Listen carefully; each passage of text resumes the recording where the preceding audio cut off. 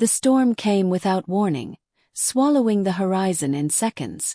Waves rose like walls, smashing against the wooden hull as the slave ship groaned under the weight of chains, human suffering and stolen wealth.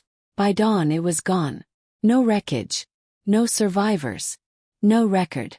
Only whispers passed down through coastal villages and sailors' journals, calling it the ship the ocean refused to return. For centuries, historians dismissed the story as myth, a tragic exaggeration, a legend born from guilt and salt water. But 200 years later, after a violent hurricane tore through the same coastline, something impossible appeared on the shore. Not gold coins scattered like pirate lore promised, but shackles, carved African artifacts, and a chest sealed tighter than time itself. Inside were objects that should never have existed together. Proof that the ship carried more than people stolen from their homes. Carried evidence, secrets, and a treasure no empire wanted discovered. Because if the truth inside that chest surfaced, it would rewrite what we know about slavery, resistance, and what some captives tried to save before the sea took them. The storm didn't erase the ship. It hid it. And now the ocean was giving it back. The ship was never meant to be remembered by name. Like many vessels of the transatlantic slave trade, it sailed under shifting flags, forged documents, and false manifests. Official records listed sugar, ivory, and textiles. Unofficially, it carried human lives packed beneath the deck, bound in iron, stripped of identity, language, and future. The ship departed the West African coast at dusk, when the sun bled red into the water, watched silently by those who knew they would never see their stolen children again. But this ship was different from the start. Survivors of nearby ports later whispered that the captives aboard were not ordinary. Among them were skilled metalworkers, spiritual leaders, scribes, and traders. People who carried knowledge the captors didn't understand and didn't bother to ask about. Some wore symbols carved into their skin. Some hid objects in their hair, in cloth, in memory. And some, it was said, were trusted with something valuable enough to risk death protecting it. As the ship moved farther into open water, the atmosphere changed. Sailors recorded strange currents, erratic winds, and stars that no longer aligned with their charts. The captain, driven by profit and arrogance, ignored every warning. He had heard stories of cursed waters before and laughed them off. Storms could be outrun. Superstition could be crushed. But 3 nights into the journey, the ocean rose against him. The storm arrived like a living thing. Wind screamed through the rigging, snapping ropes like bone. Waves slammed the hull with brutal precision. Below deck, chains tore at flesh as bodies were thrown violently from side to side. Some captives prayed. Some sang softly to steady their breathing. Some pressed small hidden objects to their chests, beads, carvings, fragments of home, believing that if they died, the sea would carry their truth somewhere safe. And then something unexpected happened. The ship did not simply sink. It vanished. No distress call reached shore. No floating debris was reported. No bodies washed up in the following weeks. The ocean closed over it completely, as if swallowing a secret it was sworn to keep. Coastal communities told stories of lights beneath the water that night. Of drums heard in the wind long after the storm passed. Of a ship taken whole, not destroyed but hidden. Centuries passed. Empires rose and fell. The slave trade was outlawed, then rebranded, then buried beneath rewritten history. The ship became a footnote, then a myth, then nothing at all. Until the hurricane. When the modern storm tore into the coastline, it reshaped the land itself. Sand dunes collapsed. Old roots were exposed. And when the waters finally pulled back, they left behind objects that didn't belong to any era anyone remembered. Rusted shackles fused together by time. Wooden fragments carved with West African symbols. A sealed chest embedded deep in wet sand, too heavy to be carried by the tide alone. Authorities assumed it was pirate debris. Collectors assumed it was lost gold. But those who touched the artifacts felt something else. Weight beyond metal. History pressing back through the present. The ship had not been lost. It had been waiting. And whatever was hidden inside that chest had survived storms, centuries, and deliberate forgetting. Because it was never meant to be claimed by the men who stole it. It was meant to be found by a world finally ready to face what went down with the ship, and what rose back up with the tide. The shoreline became a place of quiet tension in the days that followed the storm. At first, only locals noticed the strange objects scattered along the sand. Iron twisted by time, wood darkened by centuries of salt, markings carved with purpose rather than decoration. Fishermen avoided the area, uneasy in ways they couldn't explain. Elders spoke softly about the sea returning what it once took. But when the sealed chest was uncovered, buried deep where the tide should never have carried it, everything changed. Took 4 people to move it. Its surface was reinforced with iron bands etched in unfamiliar symbols, neither European nor purely decorative. This was not a merchant's chest. It was built to survive. Authorities secured the site, assuming monetary value. But when conservators carefully opened the chest days later, there was no gold spilling into the light. Instead, they found something far heavier. Inside lay bundles wrapped in oil-soaked cloth, papers written in multiple scripts, some African, some Arabic, some coded beyond immediate understanding. There were small carved figures, beads, fragments of metal shaped into symbols of authority and lineage. And beneath everything else carefully placed were shackles, broken, bent, deliberately destroyed. Whoever packed this chest did so with intention. This was not loot. It was testimony. The documents told of captives who were not simply taken, but chosen. People whose knowledge of trade routes, metallurgy, astronomy, and governance made them dangerous to lose, and dangerous to keep alive. The ship carried men and women who understood systems, power, and resistance. And when the storm came, the chest was sealed, protected, entrusted to the sea itself. As researchers began translating the texts, a pattern emerged. Names repeated across regions. Symbols linked to known African kingdoms erased from Western records.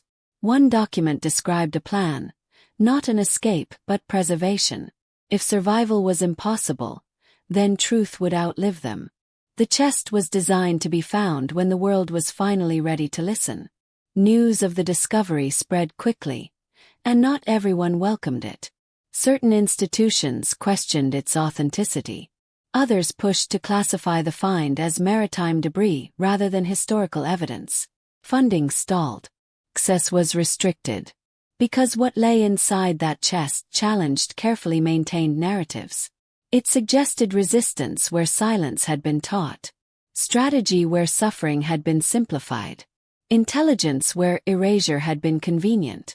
And then came the final revelation. At the bottom of the chest was a metal plate engraved with coordinates, not of the wreck, but of the moment it vanished. A location far deeper than the ship could have sunk naturally. A place the ocean had deliberately hidden. The ship had not simply gone down, had been claimed, and the chest had been sent forward in time, waiting for the storm strong enough to return it. The shoreline was no longer just a beach. It was a threshold. And whatever had survived the ship's final night was now forcing the present to confront a past that refused to stay buried. Once the chest was catalogued, the tone around the discovery shifted. What had begun as curiosity turned into hesitation. Access to the artifacts became limited. Independent historians were denied permits. Certain documents were quietly reclassified. The shoreline was fenced off under the excuse of preservation, but the urgency behind the decision felt different. Too fast. Too careful. Because the contents of the chest were no longer just historical artifacts. They were evidence. Evidence that the transatlantic slave trade had not only trafficked human bodies but deliberately targeted minds. The papers revealed coordinated attempts to silence African systems of governance and knowledge, not through chaos, but through calculated removal. The ship was not transporting labor alone. It was transporting leadership. And that frightened people in the present who benefited from the version of history that reduced the enslaved to voiceless victims. As translations progressed, it became clear the captives aboard the ship had anticipated betrayal. Some documents described secret councils formed below deck. Others outlined methods to preserve identity when survival was uncertain. Symbols etched into the chest itself were found carved into cave walls thousands of miles away, linking this ship to a wider network of resistance that spanned oceans. This was never meant to be a lone story. It was a chapter of something larger that had been deliberately fragmented. Rumors spread quietly among archivists and curators. Funding offers appeared and disappeared overnight. Private collectors expressed interest, then vanished. The narrative was being controlled before it could reach the public. Because if the truth emerged fully, it would force a reckoning, not only with the brutality of slavery, but with the intelligence, coordination, and defiance of those who were enslaved.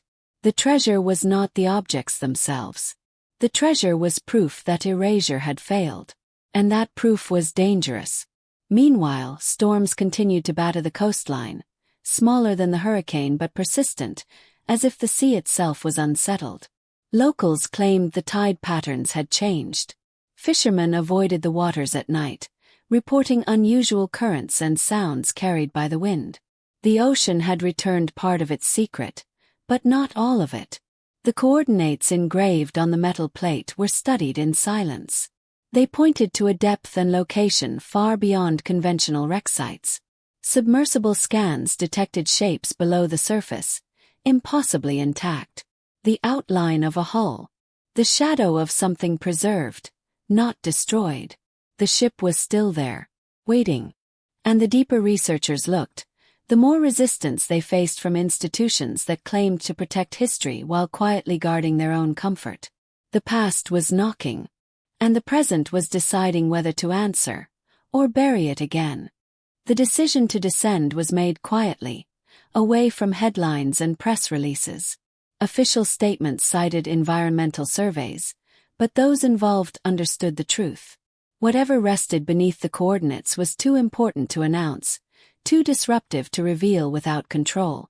The submersible entered the water at dawn, slipping beneath the surface as the sea closed overhead like a lid. Light faded quickly. Pressure mounted. The ocean grew colder, heavier, more alive. As the vessel sank deeper, sonar images sharpened into shapes that defied expectation. Timber beams still aligned. Iron fittings unscattered.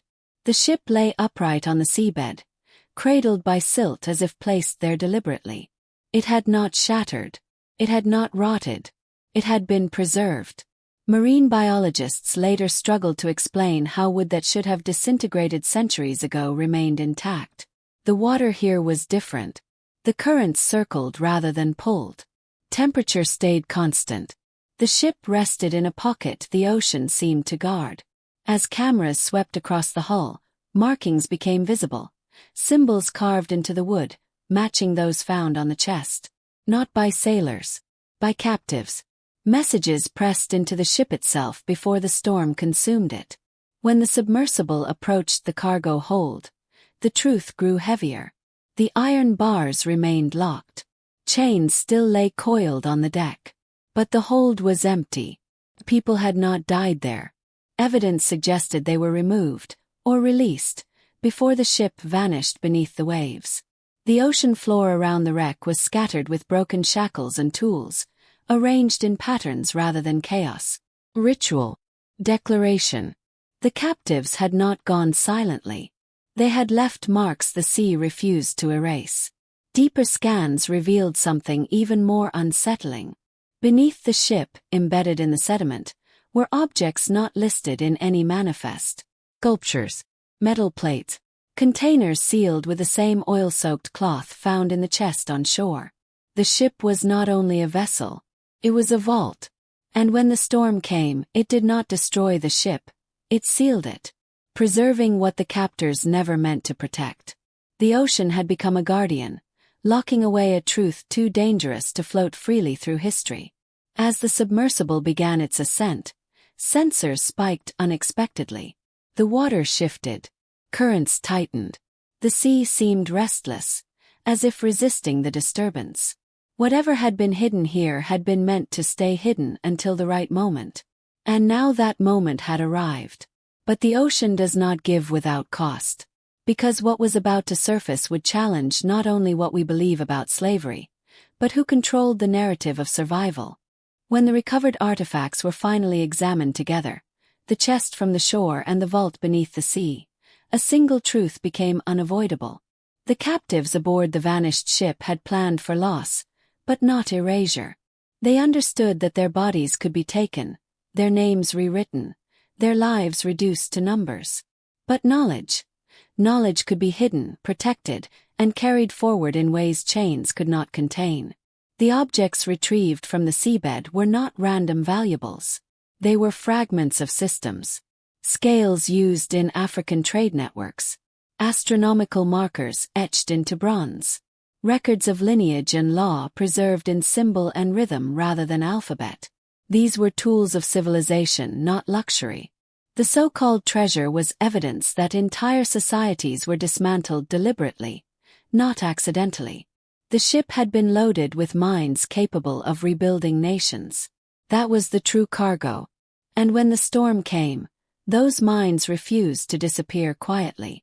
They broke their chains. They sealed the vault.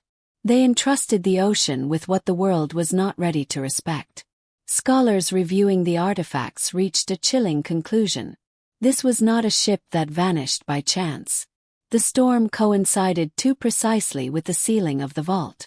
The placement of objects beneath the hull suggested intention, coordination, and sacrifice. The captives had used the chaos to preserve their legacy, knowing they might not survive the night. They transformed the ship from a prison into a monument. A message sealed beneath the waves, waiting for descendants strong enough to uncover it. The revelation unsettled institutions that had long framed enslaved Africans as passive victims of history. This discovery revealed architects of resistance, strategists of survival, people who understood time itself as a weapon. The ocean did not simply keep their secret. It honored it. And now that secret was surfacing in a world still struggling to acknowledge the full truth of its past. But revelation brings responsibility. The question was no longer whether the treasure existed. The question was whether humanity was prepared to accept what it revealed, that history had been edited, sanitized, and flattened by those who benefited from forgetting. And the ocean, having waited centuries, was no longer willing to keep quiet. The shoreline no longer looked ordinary once the truth came to light. What had once been sand and water became a memorial without stone, a living archive shaped by tide and time. The chest was no longer just an artifact. The ship beneath the waves was no longer just a wreck. Together, they formed a story that could not be locked away again, no matter how carefully some tried. Portions of the discovery were released slowly, cautiously, filtered through academic language that softened its power. But the truth moved faster than institutions. Descendant communities recognized the symbols immediately. Elders traced markings back to oral histories passed down in fragments. What had survived in memory now stood confirmed by iron, wood, and ink. The captives aboard the vanished ship were no longer nameless.